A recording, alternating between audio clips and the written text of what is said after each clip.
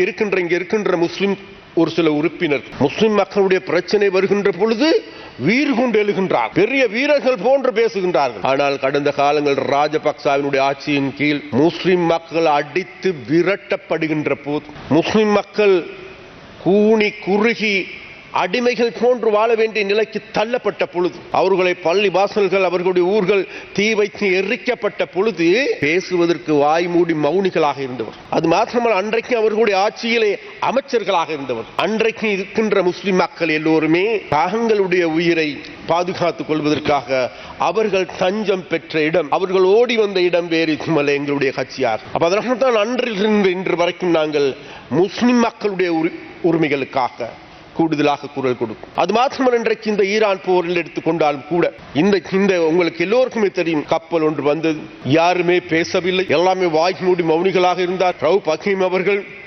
பச்சை பொய்யை சொன்னார். பொய்யிலும் பொய்யராக நான் நினைக்கவில்லை ரவுப் ஹக்கீம் அவர்கள் அவ்வாறான பொய்களை சொல்லுவார்கள்.